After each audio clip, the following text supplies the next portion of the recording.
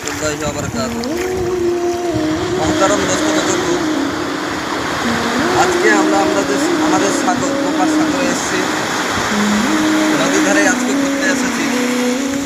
তো মহতারাম দোস্ত বুজুর্গ, এই নদী সম্পর্কে অল্প কিছু কথা আমি আপনাদেরকে বলবো ইনশাআল্লাহ। আল্লাহ পাক তাবারক ওয়া তাআলা তিনি এত বড় সমুদ্রকে বানিয়েছেন।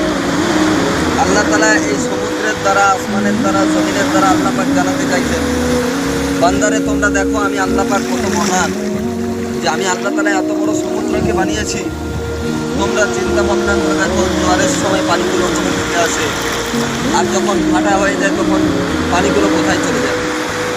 তো আমরা যদি এই সকল ক্ষুদ্র ক্ষুদ্র জিনিস দ্বারা যদি আল্লাহ পাক তাবারক ওয়া তাআলাকে জানার চেষ্টা করি, আল্লাহ পাক রব্বুল আলামিন জানিয়ে দেবেন যে আমি আল্লাহ তাআলা কত মহান। এই জন্য আল্লাহ পাক তাবারক ওয়া তাআলা আমাদের সকলকে এই নদী সম্পর্কে